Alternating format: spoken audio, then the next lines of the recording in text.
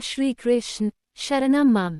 भगवान कृष्ण के चंद उद्गारों में से एक ऐसा भी है जब उन्होंने इस बात पर शोक प्रकट करते हुए कहा कि कैसे उनके प्रिय भक्त कई बार ऐसे संकल्प ले लेंगे जिनका फलित होना असंभव होगा, किंतु फिर भी उन्हें उनको पूरा करवाने के लिए आकाश पाताल एक करना पड़ेगा, क्योंकि वे तो भक्तों के भक्त हैं। ऐसा एक संयोग तब बना जब युद्ध में अर्जुन पुत्र अभिमन्यु का वध कर दिया गया। चक्रव्यूह के रूप में एक सामरिक चाल चलकर कौरवों के खेमे के सभी मुख्य योद्धाओं ने मिल अभिमन्यु का वध कर दिया था।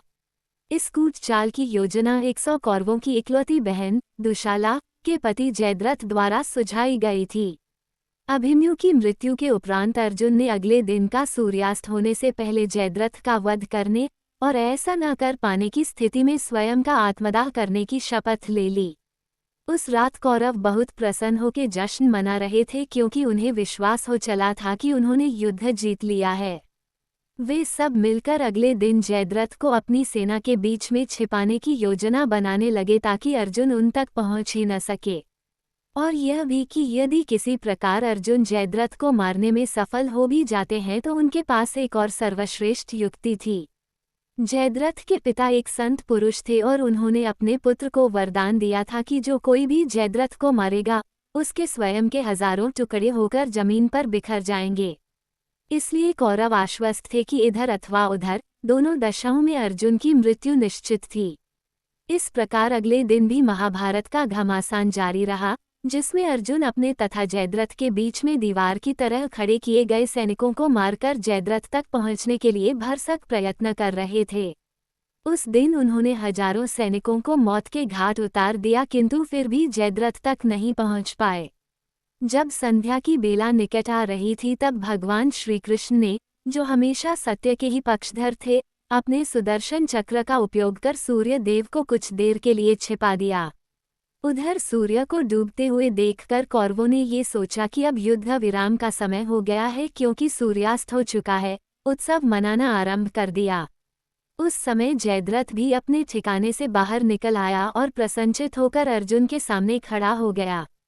उस समय भगवान कृष्ण ने अपना सुदर्शन चक्र वापस ले लिया, जिससे सूर्य देव फिर से प्रकट हो गए। ये जानकर कि अभी सूर्यास्त नहीं हुआ था और उस दिन का युद्ध विराम नहीं हुआ था, जयद्रथ भयभीत होकर अपने शिविर की ओर वापस भागने लगा। अर्जुन उसी समय अपना धनुष बाण निकालकर जयद्रथ को मारने ही वाला था कि भगवान श्री कृष्ण ने उनका हाथ पकड़ लिया। उन्होंने अर्जुन को निर्देश दिया कि जयद्रथ का शीश इस प्रकार उड़ाओ कि वह कटकर उनके ही पिता की गोदी में जाकर गिरे। अर्जुन ने निशाना लगाकर अपना तीर छोड़ दिया। उस तीर के वार से जयद्रथ का सिर धड़ से अलग हो गया। उस वार की शक्ति इतनी तीव्र थी कि उसका शीश उड़कर युद्ध भूमि से मीलों दूर जाकर ठीक उसके ही पिता वृद्धक्षत्र की गोद में गिरा। वृद्धक्षत्र ये देखकर विचलित हो गया और उस हड़बड़ी में उनकी प्रतिक्रिया के फलस्वरूप जयद्रथ का शीश जमीन पर गिर गया। चूंकि जयद्रथ का शीश उसके पिता वृद्धक्षत्र ने ही भूमि पर गिराया था, उनके वरदान के अनुसार उन्हीं के शरीर के 1000 टुकड़े होकर बिखर गए। इस कहानी के अनुसार भगवान कृष्ण ने अर्जुन के गुरु की भूमिका निभाई।